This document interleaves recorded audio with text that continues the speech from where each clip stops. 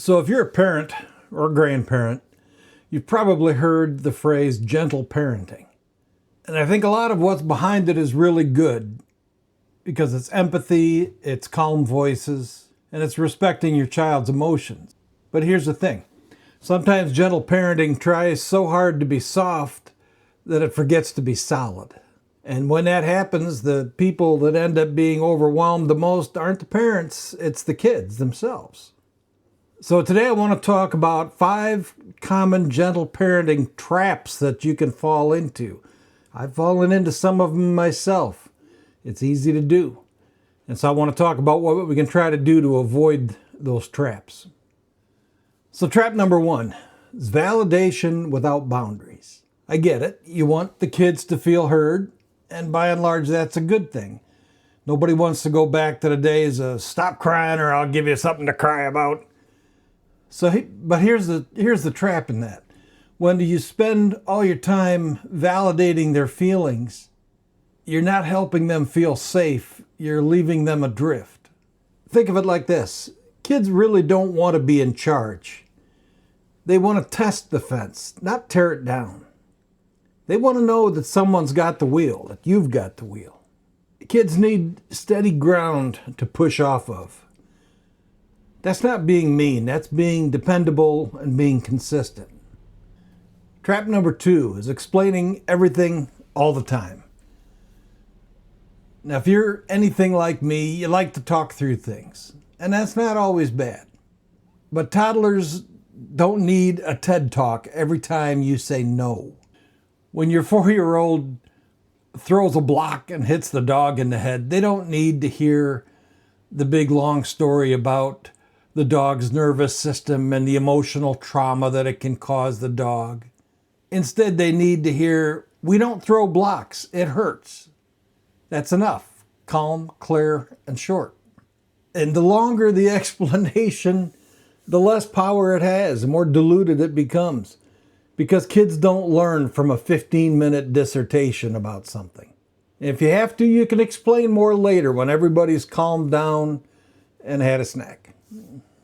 So trap number 3, pretending to be calm when you're not. This is a tough one. I've done it. We've all done it.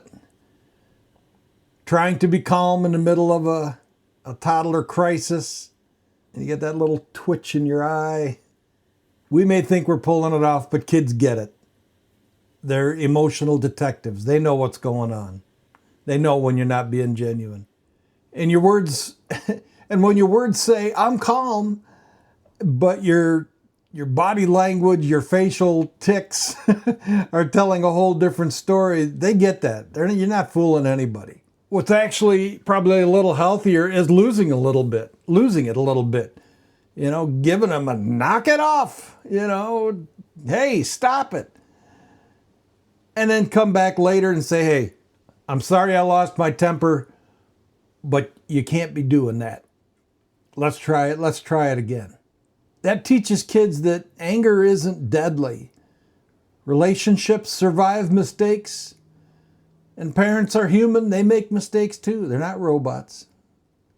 And them seeing you being real teaches them how to be real too. Teaches them that it's okay to lose your temper if you come back and fix it later. All right, trap number 4 is negotiating everything. And this is an easy one to fall into. You find yourself negotiating like you're at a flea market. And the kids say, oh, come on, just one more video, just 5 more minutes. And you say, well, no, maybe just 2 short videos, but no more than 6 minutes. And then 4 minutes into it, they say, oh, come on, 5 more minutes, please. And well, no, just one more short thing, and we'll set a timer, and you know how it goes. But here's the truth. Kids need a parent, not a debate partner. And when boundaries become bargaining chips, parents end up debating with a 6-year-old like they're in the middle of a hostage negotiation. And the funny thing is, kids don't want parents who fold like a lawn chair at the first bit of pressure. They want parents that'll calmly hold the line. parents that'll say, no, you're not having Doritos for breakfast. You can have toast or you can have yogurt. We're not doing Doritos, period. And boundaries aren't mean, they're loving. And the more consistently you hold them, the more peaceful everything becomes. And tip number 5 is shielding your kids from consequences. And that's a tough one. I know we did it with our kids, and I find myself sometimes doing it with my grandkids, and it's not doing them any favorites. We want to protect our kids. We don't want to see them struggle. And sometimes in the name of being gentle, we jump in and try to remove every bump in the road. But here's the problem. When life is edited to remove all the consequences, the kids don't learn responsibility. Instead, what they learn is, oh, somebody will always step in and save me. Somebody will do the heavy lifting. And you know that's not the way it works in the real world. We're not doing them any favors teaching them or letting them think that that's how things go. It doesn't make them stronger. It actually makes them weaker. And so the fix to that is let reality do a little bit of the teaching. Oh, you forgot to do your homework? Well, you better talk to the teacher. Oh, you forgot to pack your favorite toy? Well, you can play with it when you get home. Find something else to do. No lectures, no punishments, just natural consequences. It's not going to kill them. It's going to make them stronger, and they'll remember, oh yeah, gee, I remember I forgot my homework that time and I had to talk to the teacher. That wasn't fun. They'd be a little more apt to remember it next time. Because that kind of learning, that's the kind that sticks with them, because they live the consequences, they see the consequences. So to wrap things up, yeah, gentle parenting isn't wrong. It's just that it needs some edges. It needs some boundaries. Because the goal isn't to raise kids who get everything they want. It's to raise kids who feel safe and loved and confident, even when they have to face an answer that's no. Because kids don't need softness, they need structure. They need empathy with edges. They need gentle with a little gravity. So this way they don't just feel heard, they feel safe.